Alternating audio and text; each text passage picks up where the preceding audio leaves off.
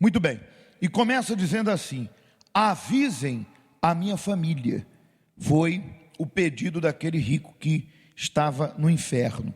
E o texto diz: disse ele: rogo-te, pois, ó Pai, que o mandes à minha casa, à casa de meu pai, pois tenho 5 irmãos, para que lhes deem testemunho, a fim de que não venham também para este lugar de tormento. Disse-lhe Abraão, tem Moisés e os profetas, ouçam-nos. Lucas 16, 27 ao 29. Já no inferno, sem poder sair daquele tormento, pediu que seus irmãos recebessem uma mensagem especial, a fim de não irem para o mesmo lugar que ele, assim que morressem. Contudo, seu pedido foi negado. Não há pedido no inferno. Não existe a possibilidade de pedir absolutamente nada. Isso significa que eles teriam que se submeter às Escrituras para serem salvos, da mesma forma que as demais pessoas. Qual lição podemos extrair deste pedido feito pelo rico, desde o inferno? Muito bem, antes de entrarmos aqui na lição, esse assunto é muito importante. Veja que sobre nós, todos nós, pesa uma responsabilidade. Pesa uma responsabilidade. Qual? A partir do momento que nós conhecemos o caminho, Jesus disse: eu sou o caminho, porque não há outro. Ele se tornou o caminho. A partir do momento que nós conhecemos o caminho, Jesus disse: conhecereis a verdade e ela te libertará. A partir do momento que nós conhecemos a verdade, e a partir do momento que eu e você temos experiências com quem? Com Deus. Experiências com Deus. Que qualquer pessoa que entrar pelas portas e usar fé, ela vai começar a ter essas experiências. Até melhor, ela ter a maior das maiores experiências, que ela recebeu o Espírito Santo, que é o próprio Deus dentro dela. Mas independente de qual foi, ela teve uma experiência com Deus. Então, imagine você, eu descobri Jesus, a palavra que liberta, eu tive uma experiência com Ele, então eu não estou à deriva, eu tenho um rumo. Por mais que aos olhos humanos pareça que as coisas aí fora estão indo de mal a pior, que é bíblico, é profético, né? Está lá escrito que nos últimos tempos, os tempos seriam o quê? Difíceis, porque o mundo seria egoísta. Não é o mundo em si, são as pessoas ingratas, egoístas. A cada dia o ser humano está se distanciando mais de Deus. E quanto mais longe de Deus, mais perto do inferno.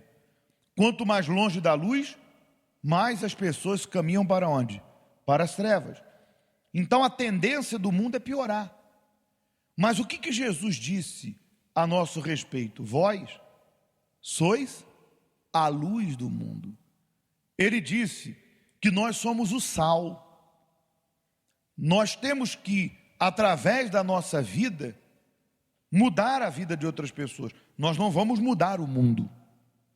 Não vamos mudar o mundo. Eu não me iludo. Eu não carrego peso. Eu não carrego peso. Se eu salvar a minha alma, eu já fiz muita coisa. Aliás, eu fiz demais. Por quê? Porque quando Jesus me chamou, é óbvio que Ele me chamou para a salvação. Só que seria egoísmo meu conhecer um caminho tão maravilhoso, uma palavra tão maravilhosa, e eu não buscar os perdidos. Então, eu me coloco à disposição do Espírito Santo para dar, porque quem dá, recebe, independente de ser pastor, obreiro ou membro. Mas salvando a minha alma, é um a menos no inferno e um a menos para fazer mal nesse mundo. Então não vou mudar o mundo, mas eu posso mudar a vida de alguém. Através da minha vida, do meu testemunho, eu serei luz, sal e o perfume de Cristo. Então o mundo vai piorar, mas a minha vida vai melhorar. O mundo vai piorar, mas através da minha vida, outras pessoas também podem o quê? Melhorar. elas podem mudar através do meu testemunho. Então, sobre nós pesa essa responsabilidade, começando dentro da nossa casa. Se eu conheço Jesus, primeiro, eu devo lutar pela minha família. Primeiro, lutar no altar, na fé, porque há uma promessa, que se nós votarmos pela família, eles serão do Senhor. Se creres no Senhor vosso Deus, será salvo tu e a tua casa. Se crer é agir a fé. Está escrito, eu e minha casa, disse Josué, serviremos ao Senhor. Então a minha luta primeiro é ganhá-los para Jesus. Então eu vou primeiro fazer a minha parte com Deus, porque eu sei que por detrás da vida deles, como havia na minha, há um demônio. A nossa luta não é contra a carne, nem contra o sangue. A nossa luta é contra as forças espirituais do mal, potestades, principados e os dominadores que você vê manifestar aqui na igreja. Então eu preciso entender que eu tenho que usar a fé, porque você conhece familiares seus que às vezes você se impressiona com tamanha loucura. Como que pode? A pessoa já se deu mal nisso e continua nisso, ela já perdeu nisso e continua nisso, ela se relacionou com pessoas erradas e continua a se relacionar porque elas estão cegas pelo inferno, a ponto de fazer loucuras. E eu, que conheço a luz, e eu que os meus olhos se abriram, eu vou fazer o quê? Questioná-las, reclamar, dizer bem feito? Não, eu sei de onde Deus me tirou, eu sei quem eu era. Então não vai adiantar eu condená-las, criticá-las, enfim, usar uma fé tola, estúpida, de forma alguma. Eu tenho que entender que essas pessoas estão nas trevas. Eu tenho que ter paciência com os débeis, com aqueles que não conhecem a palavra, que estão distantes de Deus. Então qual é o meu dever? Primeiro, eu vou no altar amarrar esse demônio de prostituição, de drogas, porque eles estão agindo. Espírito de depressão que age na mente, demônio de contenda, de ódio, maldição hereditária, que traz o vício, que traz a morte, que traz o suicídio, que traz as doenças. Há um investimento, há uma investida do inferno. E depois, o que mais que eu farei? Vou dar um bom testemunho. Porque se eles verem Deus em mim, eu não preciso nem insistir no convite. A minha vida já vai ser um convite, porque eles vão dizer entre eles, lembra do fulano? Que estava mal no casamento, hoje está bem, que estava doente, hoje está curado, que estava na miséria, hoje prosperou. Mas o que ele anda fazendo? E ele anda metido lá naquela igreja. Sério? E como é que ele está? E está muito bem, hein? Então tem alguma coisa boa nesse lugar. Eu vou lá. Então se a minha vida brilha, se a minha vida é um bom testemunho, eu vou ganhar a alma deles para Jesus. E é claro, por último, o mínimo é eu fazer um convite para que eles venham à casa de Deus. Fazer o convite, não insistir, só convidar em cada ocasião oportuna. Você sabe que, de repente, quando você convidou, a pessoa não estava tão mal. Hoje ela está pior do que antes, porque a tendência de quem está longe de Deus é o quê? É ficar pior. E aí é claro, é óbvio, nós não queremos o mal deles, mas quem planta na carne, colhe aonde? No espírito. Quem planta, colhe. Quem planta o que é bom, colhe o que é mal. Não. Quem planta o que é mal, colhe o que é bom? Então, eu quero o bem dos meus familiares, mas eu sei que eles só vão chegar a Jesus igual a mim e a você. Quando que nós chegamos a Deus? Quando estava tudo mil maravilhas? Quando estava tudo dando certo? Quando nós quebramos a cara, nos frustramos, nos decepcionamos, fomos enganados pelo mundo e nós próprios chegamos à seguinte conclusão: quebramos o nosso orgulho, igual Naamã, que teve que quebrar o orgulho para mergulhar 7 vezes. Reconhecemos, eu já fiz de tudo, eu só estou quebrando a cara, realmente minhas decisões, minha escolha está sendo errada, eu vou dar uma chance para Deus mudar a minha vida. Então sobre nós pesa essa responsabilidade. Nós temos a responsabilidade de ganhar a alma da nossa família. Não carregar peso. Se eles não vieram, eu já coloquei eles aonde? No altar. A promessa é clara. Se alguém fizer voto, esse é do Senhor. Está lá na mão do diabo, pagando na carne. Mas a alma, Satanás não vai levar, porque eu já entreguei a quem? A Deus. Isso é muito forte. Isso é muito forte. Eu creio muito nisso, por quê? Porque uma das coisas que me trouxe para Jesus foi justamente o problema familiar. E quando eu fui ungir a minha avó com o óleo que a vizinha deu, que nem na igreja nós íamos, quando eu fui ungir e ela manifestou com o demônio, que dizia ser o meu avô, que não era ele, é óbvio, e é o que o diabo faz nos centros espíritas, ele se disfarça em pessoas mortas, para tentar enganar pessoas que de repente perderam familiares, se sentiram culpadas, acusadas, ou que não fizeram nada que podia fazer quando eles estavam vivos, ou que amavam muito esses familiares e querem saber como estão eles. Quem dessa sepultura não volta. Nada mais os mortos tem a ver com o que há aqui na terra. Mas o diabo sabe disso. Mas existem pessoas que não sabem disso. E quando eu toquei o óleo, por isso você tem que considerar as coisas consagradas a quem? A Deus. Ela manifestou. E eu falei, vó? E ela disse, não, é o seu avô. Eu não conhecia Jesus, corri, chamei minha mãe, que minha mãe estava em casa, ela pediu para mim ungir ela. E aí o demônio começou a conversar com ela. Falou que conhecia o fulano, conhecia o Beltrano. E aí começou com aquela conversa para enganar, para pegar a pessoa pelo sentimento. Ô, minha filha, minha alma não descansou. Aí minha mãe começou a chorar, porque ela imaginou que o pai dela estava penando por aí. Mas é assim que o diabo trabalha. Ô, minha filha, eu do lado, minha alma não descansou. Eu estou penando por aí, por isso que eu estou no corpo dela, porque eu não tenho onde ficar. Pronto, aí a bicha chorou mais ainda. E minha avó doente, porque o demônio estava nela, dizia que era o avô, eu estou no corpo dela, por isso que ela está sobrecarregada. Olha a conversa do diabo. E eu estou penando aí, nesse mundo. Posso falar o que ele pediu?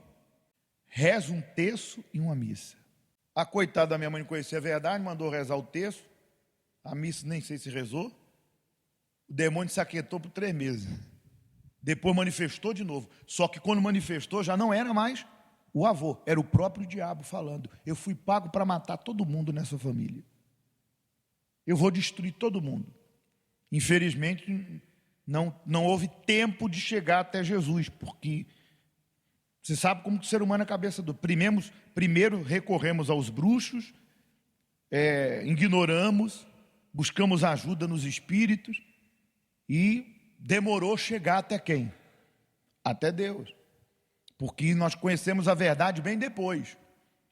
Mas quando nós conhecemos a verdade, não vacilamos. Depois que eu conheci a verdade, então eu procuro colocar sempre minha família onde? No altar, nos meus votos. E através do meu testemunho, e falar de Jesus para eles. Não apenas com palavra, mas com a vida que glorifique a quem? A Deus. Então, é muito séria essa responsabilidade sua e minha de ganhar a alma deles para Jesus. Amém? Vamos lá. E aqui tem algumas lições. Primeira, não podemos perder tempo. Devemos de buscar a sabedoria de Deus para poder alcançar os nossos familiares e levá-los aonde? A salvação. E aonde é que está essa sabedoria? Na palavra de Deus. Até nisso Deus nos orienta para a gente não obrigar. Às vezes, claro, tem pessoas que por não conhecer a palavra, acham que é coisa na carne. Quantas vezes a gente está numa reunião ali, uma reunião especial, e a pessoa traz um familiar, e ela fica de olho aberto, e o familiar do lado, e o pastor passa, ela aponta, ora por ele, ora por ele. Mas a coisa não é assim, a coisa é no Espírito. É Deus quem toca. Nós falamos isso semana passada, que o Espírito Santo convence do pecado, da justiça e do juízo. Deixa o Espírito Santo fazer a obra, tá? O conhecimento é a palavra. Segunda coisa, o rico só valorizou a sua alma. E dos 5 irmãos, depois de estar no lugar de tormento, pediu para que um salvo desse testemunho, já que ele não o deu. Isso aqui é o que acabamos de falar, né? Nós somos a luz. Se nosso testemunho é mau, então eles não vão se converter a Jesus. O ser humano não consegue valorizar o que é certo, enquanto não passa pela consequência do que é errado. Ou seja, só valoriza o céu quando se vê aonde? No inferno. Bem, isso aqui também é muito forte, mas é mais ou menos o que nós estamos a falar. Veja que Deus está nos dando uma chance que muitos de nossos familiares que já morreram não tiveram. Sempre que eu agradeço a Deus, principalmente no momento da busca, agradeço a Jesus por ter me chamado, eu imagino quantos familiares meus que morreram doentes, morreram no vício, morreram, enfim, uma vida miserável. Eles morreram sem a chance de ter conhecido Jesus. Porque no meio que estavam, na religião que estavam, eles nunca iam chegar ao verdadeiro Deus. Porque o Deus que eles serviam era o Deus morto, de pau e pedra. E Deus está nos dando essa chance. Como posso eu, disse Paulo, desprezar tamanha salvação? Nos apegamos, disse ele, né? Importa que nos apeguemos com mais firmeza. Então avalie sua vida com Deus e se apegue com mais firmeza às Escrituras, a Deus. Reveja a sua vida. Por isso que hoje, quarta, domingo, nós estudamos a palavra e depois buscamos para que ali você se derrame, peça ajuda de Deus. Está fraco? Pede para Deus fortalecer. Está caído? Pede para Deus te levantar. Tem algo em você que desagrada a Deus? Confessa, abandona. Volte às práticas das primeiras obras, volte ao primeiro amor, e hoje é o dia para isso. Faça uma avaliação. Qual é o valor que tem dado aos céus, tanto para si como para os seus familiares? Já imaginou o tamanho da responsabilidade de quem tem o conhecimento deste texto bíblico? Invista na sua salvação e na salvação dos seus familiares. Não tenha medo de falar de Jesus. Aproveite as oportunidades, pois pode não existir mais o amanhã. O nosso Senhor está às portas. Chegará a hora que ninguém poderá fazer mais nada. Como o Senhor Jesus disse, convém que eu faça as obras daquele que me enviou enquanto é dia. A noite vem, quando ninguém pode trabalhar. Veja que esta realidade de que nós estamos aí às portas da volta do Senhor, e que se nós não aproveitarmos o tempo que nos resta para falar de Jesus, isso não só se dará na vinda de Cristo, mas na nossa morte. Então nós temos que aproveitar agora, enquanto estamos aqui nesse mundo, tanto para falar de Jesus para eles, como viver a nossa comunhão com Deus e aproveitar cada momento. A cada dia que se passa, você tem visto que as pessoas têm se esfriado na fé e abandonado quem? Jesus Cristo. Não é abandonar a igreja, não é abandonar o título, é abandonar a salvação. Porque quem vai nos salvar, quem é? Jesus Cristo. Ele disse, se alguém quer vir após mim, quer estar comigo, quer entrar nesse reino, negue a si mesmo, tome a cruz e siga-me. Então a salvação está em seguir fielmente Jesus. E muitos têm abandonado. Imagine você, é uma coisa impensável. A pessoa teve uma experiência com Deus e hoje voltou para o mundo, largou a fé, voltou ao pecado, de repente não está como estava antes, mas não existe pecadinho e pecadão. Abandonou sua comunhão com Deus, hoje está aí, vivendo uma vida qualquer. Pois bem, nós vamos agora derramar a nossa vida diante de Deus na busca ao Espírito Santo, pedir a Ele que essa palavra que está aqui venha permanecer dentro de nós, que venhamos carregar a responsabilidade de salvar a nós mesmos e de salvar a nossa família, que se cumpra, eu e minha casa serviremos ao Senhor.